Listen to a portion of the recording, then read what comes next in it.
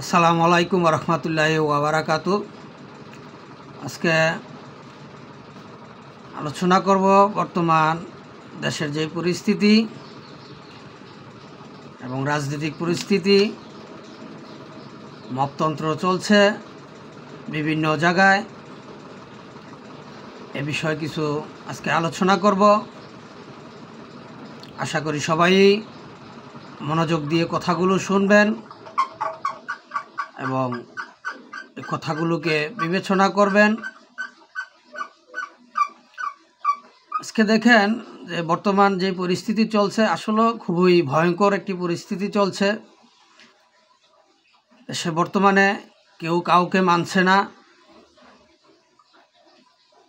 এবং আইনের শাসনের ব্যাঘাত ঘটছে। দেশে মপতন্ত্র চলছে,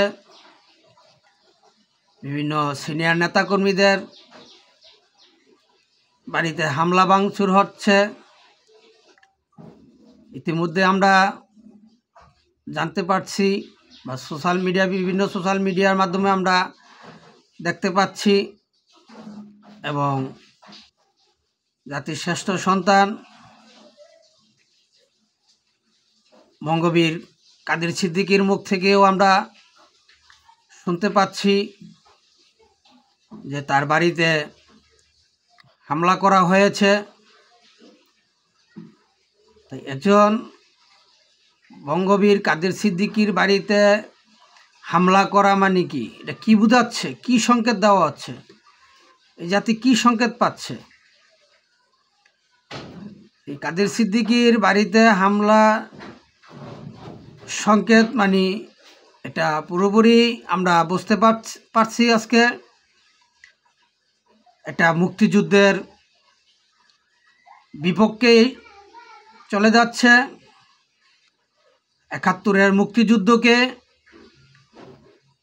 দমানোর জন্য এবং ৭১-এর মুক্তিযুদ্ধের উপর প্রতিশোধ নেওয়ার জন্যই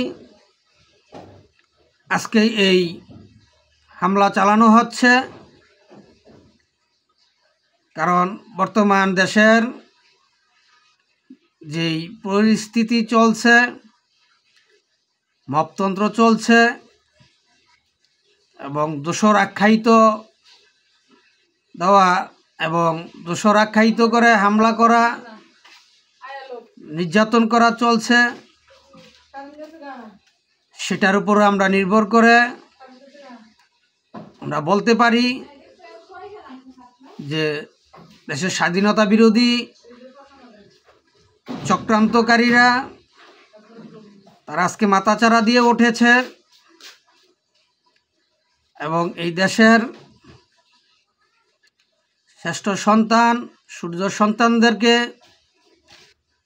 তারা কলঙ্কিত করতে চাচ্ছে এবং মুক্তিযুদ্ধের উপর তারা প্রতিশোধ নিচ্ছে। আমরা আজকে সেটাই দেখতে পাচ্ছি। কারণ যদি মুক্তিযুদ্ধের উপরই প্রতিশোধের আক্রোশ না হতো বা এই দেশবিরোধী চক্রান্তকারীদের এবং এই পাকিস্তানি দোসর এজেন্ট বাস্তবায়িতকারীরা যদি আজকে মাথাচাড়া দিয়ে না উঠত, তাহলে আজকে বঙ্গবীর কাদের সিদ্দিকীর লোকের মতো তার বাড়িতে এইরকম হামলা হতো না। শুধু তার বাড়িতেই নয়, আমরা ইতিমধ্যেই গত 1 বছরে আমরা দেখেছি অনেক মুক্তিযুদ্ধকেই অপমানিত করেছেন, অনেক মুক্তিযোদ্ধাদের বাড়িতে হামলা করেছেন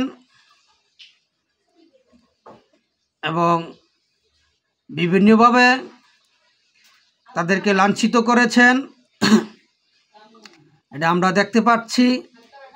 তা সেখান থেকেই জাতি স্পষ্টভাবে আজকে বুঝতে পারছে যে এই জুলাই আগস্টের আন্দোলন নাম একটি প্রতারণা।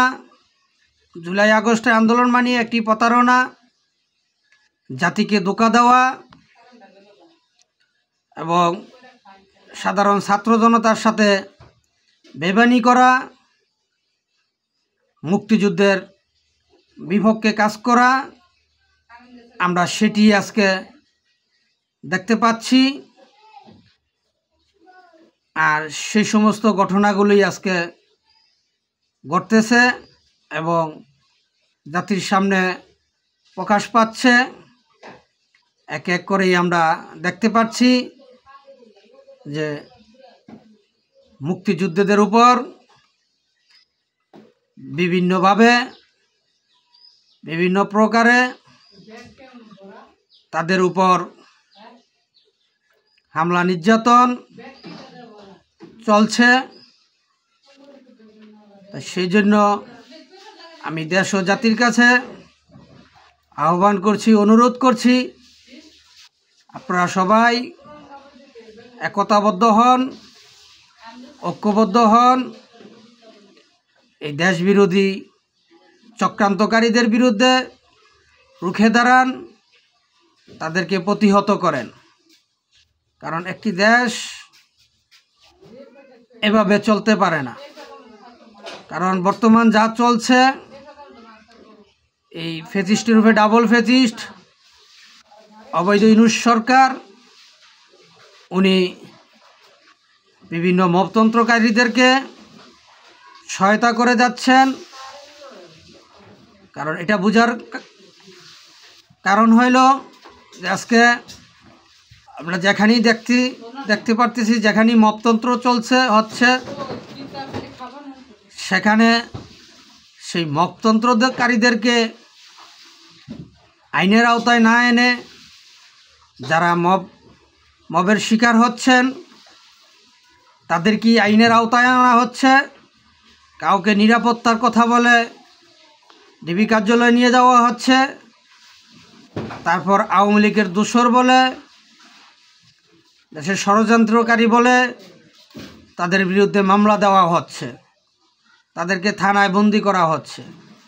তাই আজকে আমরা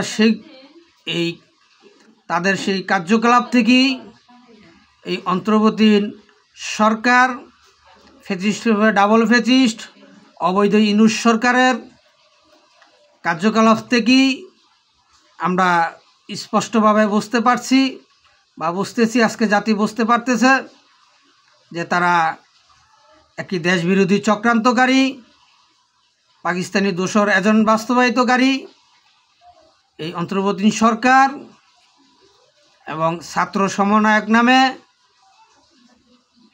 এই দেশবিরোধী চক্রান্তকারী এনসিপি নেতাদেরকে আমরা আজকে শনাক্ত করতে পারছি, এই জাতি শনাক্ত করতে পারছে যে তারা দেশবিরোধী চক্রান্তকারী, পাকিস্তানি দোসর এজেন্ট বাস্তবায়িতকারী তারা। আর সেই জন্যই এই পাকিস্তানি দোসর এজেন্ট বাস্তবায়িতকারীদের হাত থেকে দেশটাকে রক্ষা করতে হবে। আর এই তাদের হাত থেকে দেশকে রক্ষা করতে হলে এই জাতিকে ঐক্যবদ্ধ হতে হবে, একতাবদ্ধ হতে হবে। বাংলাদেশ আওয়ামী লীগের পাশে তাদেরকে দাঁড়াতে হবে এবং বাংলাদেশের স্বাধীনতার স্থীপিত মুসলিম নেতা, বাংলাদেশের জাতির পিতা, জাতির জনক বঙ্গবন্ধু শেখ মুজিবুর রহমানের সুযোগ্য কন্যা দেশরত্ন জননেত্রী শেখ হাসিনাকে সসম্মানে দেশে ফিরিয়ে আনতে হবে এবং তাকে পুনরায় নির্বাচিত করতে হবে।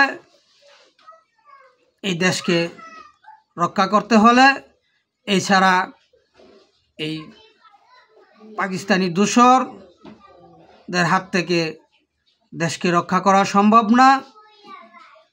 তাই এই জন্য আমি দেশ ও জাতির কাছে আহ্বান করছি, অনুরোধ করছি, বাংলাদেশ আওয়ামী লীগের পক্ষ থেকে, দেশরত্ন জননেত্রী শেখ হাসিনার পক্ষ থেকে, আমার পক্ষ থেকে দেশ ও জাতির সর্বস্তরের সচেতন জনগণকে আহ্বান করছি, অনুরোধ করছি, আপনারা সবাই একতাবদ্ধ হন, ঐক্যবদ্ধ হন, এই দেশবিরোধী চক্রান্তকারীদের বিরুদ্ধে রুখে দাঁড়ান, তাদেরকে প্রতিহত করুন, দেশটাকে রক্ষা করুন।